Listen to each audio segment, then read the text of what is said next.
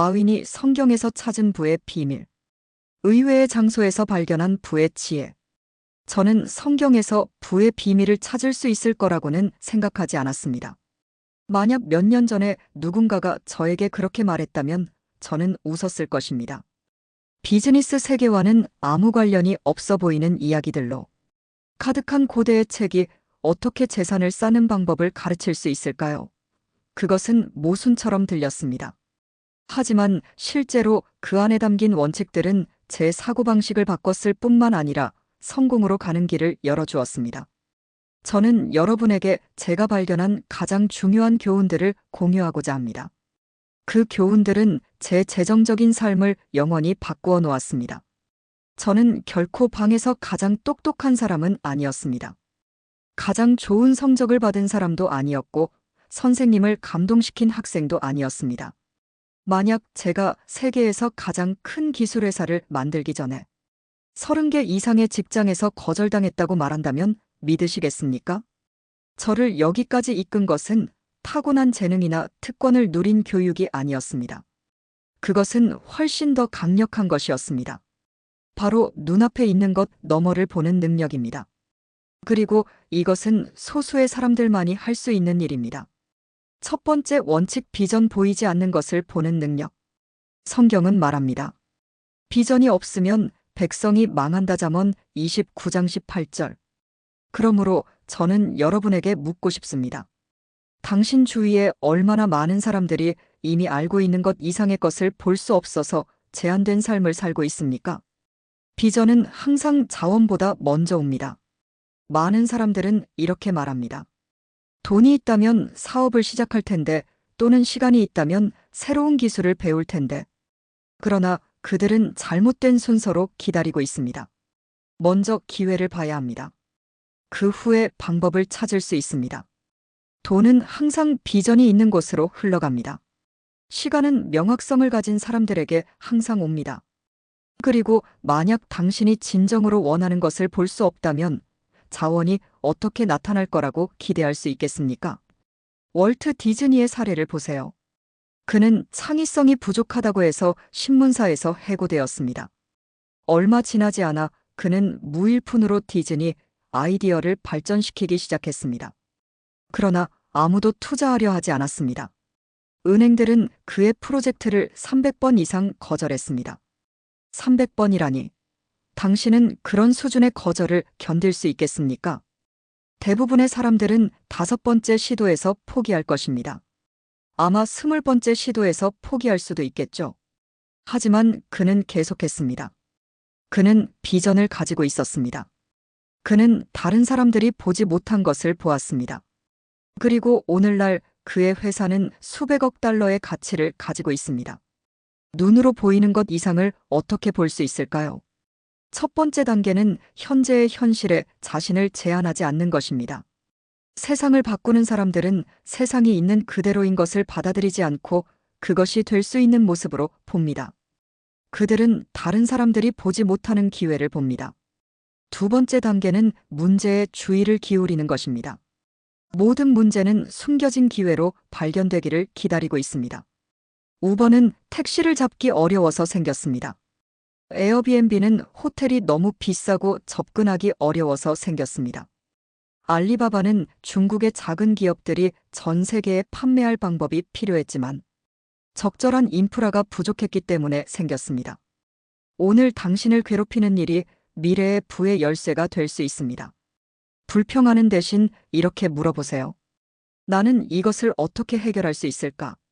두 번째 원칙, 인내. 실패를 성공의 징검다리로 만드는 법. 사람들은 큰 성과를 이룬 사람들을 보고 그것이 운, 재능 또는 특권이라고 생각합니다. 하지만 그들은 그 뒤에 있는 수많은 실패를 보지 못합니다. 그들은 수많은 실패와 상처 입은 자존심 그리고 성공이 오기 전에 있는 긴 세월의 노력을 보지 못합니다. 사실 대부분의 사람들은 결과를 보기 전에 포기합니다. 그들이 능력이 없어서가 아니라 인내가 부족해서입니다. 성공하는 사람과 제자리 걸음을 하는 사람의 차이는 모든 것이 반대인 것처럼 보일 때도 계속 나아갈 수 있는 의지에 있습니다. 잠언 10장 4절은 어려움에도 불구하고 지속적으로 노력하는 사람에게 진정한 성공이 온다는 것을 가르칩니다. 불행히도 많은 사람들이 지름길을 원합니다. 그들은 노력 없이 결과를 원하고 빠른 돈, 즉각적인 명성, 고통 없이 성장을 원합니다. 하지만 그것이 현실이 아닙니다. 토마스 에디슨은 전구를 발명하기 전에 1만 번 이상 실패했습니다. 1만 번의 시도. 이제 잠시 멈추고 생각해 보세요. 몇 번이나 시도하고 포기했나요? 2번, 5번, 10번. 만약 에디슨이 9,999번째 시도에서 포기했다면 우리는 여전히 어두운 세상에 살고 있을 것입니다. 마찬가지로 만약 제가 수많은 거절 후에 포기했다면 알리바바는 오늘날 존재하지 않을 것입니다. 그리고 만약 월트 디즈니가 자신의 아이디어가 300번 이상 은행에서 거절된 후에 포기했다면 우리는 역사상 가장 큰 오락 제국 중 하나를 갖지 못했을 것입니다. 인내는 끝없이 시도하는 것이 아닙니다. 그것은 조정하고 개선하되 포기하지 않는 것입니다. 대부분의 사람들이 열정적으로 무언가를 시작하지만 첫 번째 장애물에서 멈춘다는 것을 알게 되었나요? 아마 여러분도 그렇게 했을 것입니다. 프로젝트나 습관, 목표를 시작했지만 중간에 포기한 적이 있나요? 계속했다면 지금쯤 어디에 있을까요? 가장 큰 실수는 실패가 끝이라고 생각하는 것입니다. 실패는 단지 올바른 길에 있다는 표시일 뿐입니다. 그로부터 배우기만 한다면 말입니다.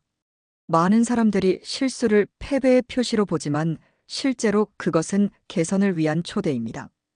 저는 제가 받은 아니오가 제 삶을 바꿀 예스로 가는 또 다른 한 걸음이라고 생각하곤 했습니다. 성공한 사람들 사이에는 공통점이 있습니다. 그들은 모두 거절과 실패의 이야기를 가지고 있습니다. 하지만 차이점은 그들이 계속 나아갔다는 것입니다. 그들은 각 아니오를 한 번 더 시도할 연료로 사용했습니다.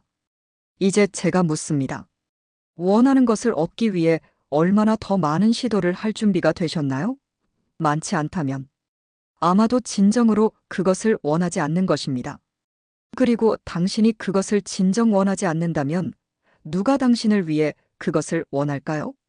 세 번째 원칙 재정관리 작은 것부터 충실하게. 돈은 그것을 다루는 방식의 반영입니다. 일부 사람들은 부자가 되고 싶다고 말하지만 자신이 가진 것조차 제대로 관리하지 못합니다. 사실 부는 높은 급여나 혁신적인 아이디어에서 시작되는 것이 아닙니다. 그것은 견고한 재정 습관에서 시작됩니다. 만약 100원도 관리할 수 없다면 100만 원을 어떻게 관리할 수 있을까요? 이것은 거칠게 들릴 수 있지만 그것이 현실입니다. 적은 금액으로 어떻게 대처하는지에 따라 큰 금액을 어떻게 처리할지가 결정됩니다. 그리고 적은 돈을 관리하는 법을 배우지 않으면 더 많은 돈을 가질 때 문제는 더 커질 것입니다. 성경은 이렇게 가르칩니다. 적은 것에 충실한 자는 큰 것에도 충실할 것이다. 누가복음 16장 10절. 이 구절은 제 돈에 대한 생각을 바꾸었습니다. 제 여정의 시작에서 알리바바는 자금이 없었습니다. 저희 자본은 한정되어 있었고 모든 재정적 결정을 극도로 신중하게 내려야 했습니다. 저는 저희보다 훨씬 더 많은 자원을 가진 회사들이 계획 없이 돈을 써서 파산하는 것을 보았습니다. 어떤 사람들은 돈이 많으면 걱정 없이 쓸 수 있다고 생각합니다. 하지만 돈은 가지고 있지 않을 때만 사라지는 것이 아닙니다. 잘못 관리하면 돈도 사라집니다. 많은 사람들은 자신의 경제적 문제가 돈이 부족해서 생긴다고 생각하지만 대부분의 경우 문제는 이미 가지고 있는 돈을 어떻게 쓰는지에 있습니다. 누군가가 매달 500만 원을 벌고 600만 원을 쓴다면 그 사람의 문제는 수입이 아니라 돈을 관리할 수 없는 능력입니다. 그 사람이 1,000만 원을 벌기 시작하면 2,000만 원을 쓰게 됩니다. 얼마나 많이 벌든 관계없이 돈을 관리하지 않으면 항상 적자일 수밖에 없습니다. 어떤 사람들은 돈을 많이 벌어도 항상 빚이 있고 또 다른 사람들은 적은 수입으로도 저축하고 경제적으로 성장한다는 사실을 깨달았나요?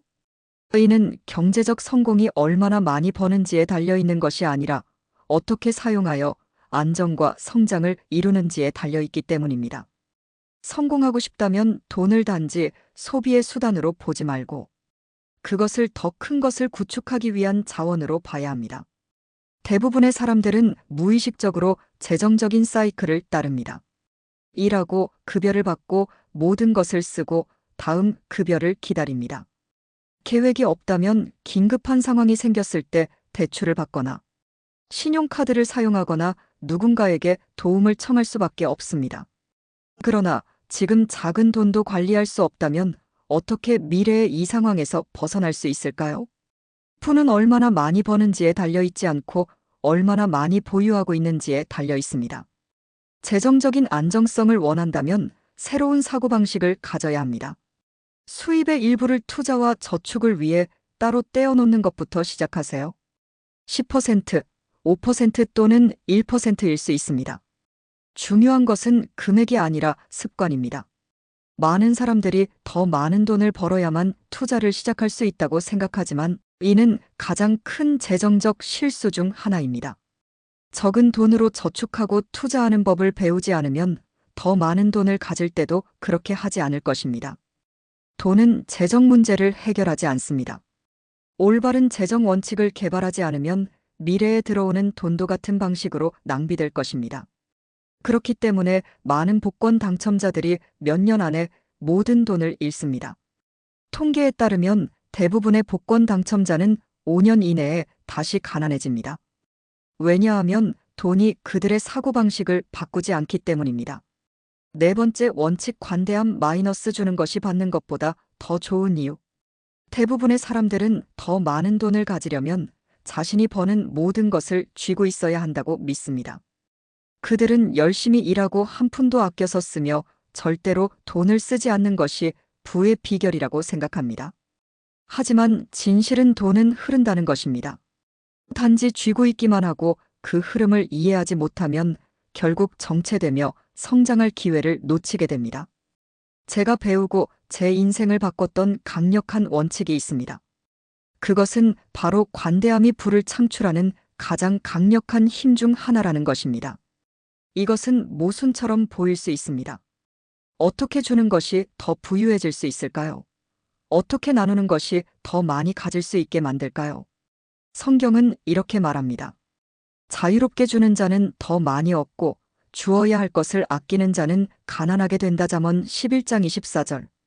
이 가르침은 모든 성공적인 기업가와 투자자들에게 있습니다. 세계에서 가장 큰 억만장자들이 동시에 가장 큰 자선가이기도 한 이유입니다. 빌 게이츠, 워런 버핏, 마크 저커버그는 모두 사회적 원인에 수십억 달러를 기부했습니다. 이것은 우연이 아닙니다. 그들은 대부분 사람들이 깨닫지 못한 진리를 이해하고 있습니다.